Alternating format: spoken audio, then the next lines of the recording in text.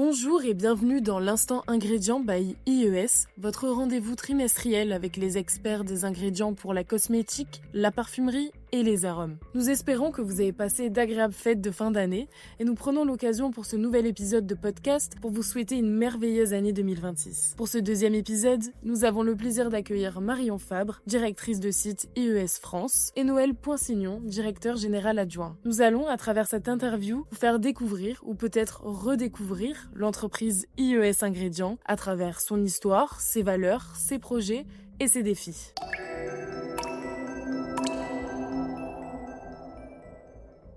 Bonjour Noël, bonjour Marion. Merci beaucoup de participer à ce deuxième épisode de podcast consacré aux coulisses d'IES Ingrédients. Bonjour Carla. Bonjour Carla. Donc nous allons pouvoir commencer avec une première question.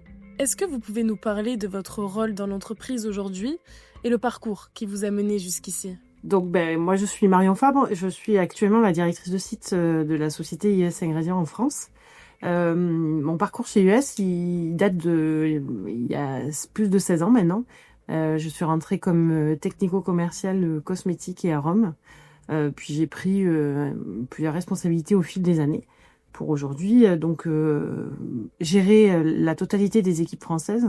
Donc je supervise à la fois les équipes commerciales, les équipes ADV, logistique, marketing et réglementaire qualité. Sans oublier les approvisionnements. Donc mon quotidien en fait est très varié.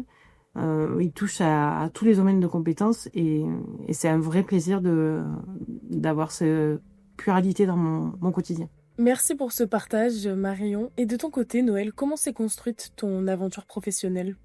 Pour ma part, j'ai intégré IES Ingrédients fin 2012, tout d'abord comme responsable commercial pour la parfumerie et les arômes, ensuite directeur commercial, puis depuis 9 ans, directeur général adjoint. Aujourd'hui, je partage mon temps entre les Émirats et Marseille, car nous avons ouvert une deuxième warehouse pour le Middle East, tout simplement pour avoir un relais de croissance et de développement pour les clients qui sont basés soit au Middle East, soit en Afrique. Mes missions aujourd'hui, beaucoup de stratégie forcément, beaucoup de relations avec les fournisseurs. Nous en avons des nouveaux, nous avons des partenariats à construire et bien sûr quelques situations de crise, mais ça c'est le quotidien d'un dirigeant. Est-ce que vous pouvez peut-être nous raconter la naissance de l'entreprise et quel était le besoin ou la conviction de départ du projet ? IES Ingrédients a été fondé en 1993 par François-Patrick Sabater. L'objectif était simple, il fallait aider nos partenaires historiques dans la distribution et dans la vente de leurs produits. Ce fut intéressant pour IES Ingrédients d'aider du coup des clients dans 3 secteurs d'activité, la cosmétique, la parfumerie et les arômes. Et cela fait plus de 30 ans que nous distribuons des produits pour ces 3 secteurs d'activité. Quelles sont les valeurs fondatrices de l'entreprise et comment se traduisent-elles concrètement au quotidien ? IES Ingrédients, donc ça veut dire International Express Service. Donc les valeurs fondatrices, elles sont dans le nom. C'était apporter du service et en assurant une rapidité de service.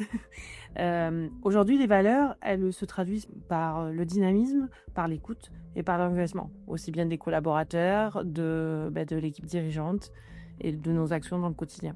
Quelle est la mission de l'entreprise et en quoi a-t-elle du sens pour vos équipes ? La mission d'IES Ingrédients est d'accompagner nos clients dans la recherche et le développement de nouveaux produits pour les 3 secteurs d'activité qui sont la parfumerie, les arômes et la cosmétique. Bien sûr, ces produits doivent être innovants, dans l'air du temps et en adéquation avec les enjeux environnementaux. Nos équipes trouvent du sens dans leur travail car ils retrouvent nos matières dans des produits qu'ils utilisent au quotidien. Cela a d'autant plus de valeur car nos engagements RSE restent très poussés et preuve en est avec notre évaluation Platinum chez EcoVadis. Comment décririez-vous la culture d'entreprise à quelqu'un qui ne connaît pas encore IES Ingrédients ? Tout d'abord, j'espère que dans nos secteurs d'activité, nous sommes connus et reconnus pour notre travail. C'est un point important aujourd'hui parce que ça fait plus de 30 ans que nous distribuons des ingrédients dans la parfumerie, dans les arômes et pour l'industrie cosmétique. Aujourd'hui, IES est une société à taille humaine. Nous avons un peu plus de 35 collaborateurs. Nous avons la chance d'être une société indépendante, ce qui devient de plus en plus rare aujourd'hui et ce qui nous différencie de nos confrères. Le vrai plus aujourd'hui, c'est d'assurer un partenariat sur le long terme, que ce soit autant avec nos fournisseurs Il y en a, ils sont nos partenaires depuis le début, donc depuis 1993, et nous continuons bien sûr à développer ces partenariats avec de nouveaux fournisseurs pour essayer toujours de répondre aux attentes de nos clients qui sont les valeurs de la société à travers l'innovation, la création et l'aide et le soutien. Quels sont les grands objectifs de l'entreprise pour les prochaines années et sur quels enjeux stratégiques travaillez-vous en priorité?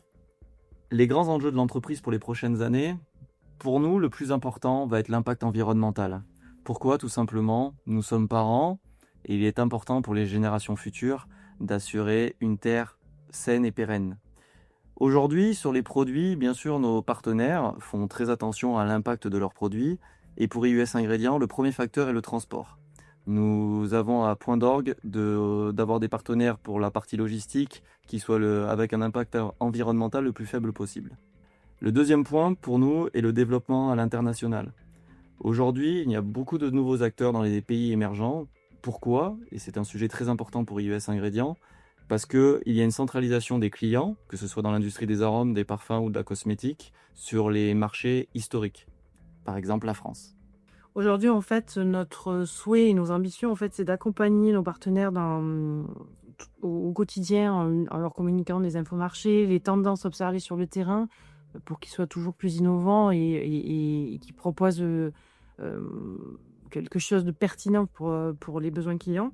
Mais c'est aussi étoffer nos gammes et pourquoi pas intégrer de nouveaux partenaires afin d'accompagner encore plus nos clients dans leurs innovations futures. Qu'est-ce qui vous différencie des autres acteurs de votre secteur? Je pense que, comme tout bon distributeur, je pourrais parler du service et de la qualité, mais pour moi, c'est l'ADN classique de n'importe quel distributeur sur le marché français. Je vais plus parler du fait qu'IUS est, entre guillemets, une petite structure. Donc nous avons, j'espère, un peu plus de réactivité, de souplesse et un échange client beaucoup plus fluide. Et bien sûr, nous avons la chance d'avoir des fournisseurs qui sont reconnus dans leur secteur d'activité spécifique. Et puis, nous sommes à côté de Marseille, donc nous avons un contact client un peu plus méditerranéen. Comment les collaborateurs participent-ils à la construction et à l'évolution de l'entreprise? Excellente question, Carla. Les collaborateurs jouent un rôle clé dans la construction et l'évolution d'IUS. Ils sont les ambassadeurs et les acteurs de la culture et du projet de l'entreprise. C'est souvent grâce à leurs idées, leurs propositions, leur engagement, mais aussi leur feedback que nous pouvons améliorer, progresser et se différencier. Ce format de podcast en est la preuve. Et merci à eux pour cela. Pouvez-vous nous partager un moment clé ou un tournant important dans l'histoire d'IUS? Pour ma part, il y en a eu deux. Le premier a eu lieu en 2018. Il faut savoir qu'historiquement, IUS Ingrédients était distributeur sur la France, l'Espagne et l'Italie seulement. En 2018, un de nos partenaires nous a confié la zone IMIA, Europe, Middle East, Afrique, ce qui a été un tournant pour IUS avec une ouverture à l'international. Ça a été aussi un tournant pour les équipes parce qu'il a fallu découvrir de nouveaux pays, de nouveaux acteurs, une nouvelle façon d'échanger, de travailler. Ça a été un enjeu très important pour l'ensemble des collaborateurs. Le deuxième, ce fut 2021, avec la construction et surtout l'emménagement dans notre nouveau bâtiment qui a permis d'augmenter nos capacités de stockage, de donner des conditions de travail optimisées à l'ensemble des collaborateurs avec des espaces dédiés et bien sûr de pouvoir répondre à la croissance de la structure, car depuis 2021, la société a grandement évolué. Quel type de profils s'épanouissent le plus chez IUS Ingrédients et pourquoi? Les profils qui s'épanouissent chez nous sont ceux qui aiment prendre des initiatives, qui sont proactifs ou encore qui sont polyvalents. Notre société est une petite structure qui impose d'être un peu un couteau suisse. En fait, chez nous, aucun collaborateur n'est restreint dans ses tâches ou ses missions. Il doit être innovant et force de proposition. Si vous deviez résumer l'expérience collaborateur en une phrase, ce serait... Je pense que je dirais « les jours se suivent mais ne se ressemblent pas ». Et je pense que c'est valable pour l'ensemble des services. Quelques exemples tout simples. Un nouveau client avec des nouvelles demandes, donc du coup l'administration des ventes a des choses à changer dans le système. Une nouvelle norme ou une nouvelle réglementation, du coup on passe par la réglementaire et la qualité. On a ensuite le service marketing communication qui va communiquer à l'ensemble des clients qui peuvent utiliser une matière. Bien sûr en logistique, parce qu'il peut y avoir des normes dans les transports qui peuvent aussi changer. Sans parler des commerciaux avec un nouveau contact client ou une nouvelle demande spécifique d'un client. Pour ma part, en 13 ans dans la société, chaque jour a été totalement différent Et je pense que c'est un vrai plus. On n'a pas le temps de s'ennuyer chez US Ingrédients. Et enfin, une dernière question pour finir. Pourquoi avoir choisi de faire un podcast ? On voulait faire un podcast pour se différencier, pour trouver un nouveau moyen de communication et pour faire adhérer plus de personnes à notre projet. De nos jours, les podcasts sont fortement consommés, que ce soit par la nouvelle génération ou les gens un peu plus âgés, les gens comme nous. On se rend compte que ça devient une habitude, que ce soit en conduisant, en faisant du sport ou bien sûr pendant des tâches quotidiennes. Et pour nous, c'était un outil très intéressant, nouveau, et je pense qu'aujourd'hui, on est un des premiers distributeurs à réaliser des podcasts. Merci Marion, merci Noël pour ce partage autour de l'histoire, des valeurs et de la vision d'IES Ingrédients, de sa création jusqu'à aujourd'hui. Merci à vous, auditeurs, également, de nous avoir écoutés. Si cet épisode vous a permis de mieux comprendre l'ADN d'IES ou vous a donné envie d'en savoir plus, retrouvez-nous très bientôt pour un nouvel épisode de l'Instant Ingrédient by IES. Merci beaucoup Carla, merci du temps et de l'énergie consacrée à l'enregistrement de ce deuxième épisode. On espère que ce podcast permettra de découvrir un peu plus IES Ingrédients et on est impatient d'écouter les prochains. Si ce nouveau format vous intéresse, n'hésitez pas à vous abonner, à activer la cloche et à nous mettre aussi 5 étoiles pour nous soutenir. Restez connectés pour s'informer et mieux formuler.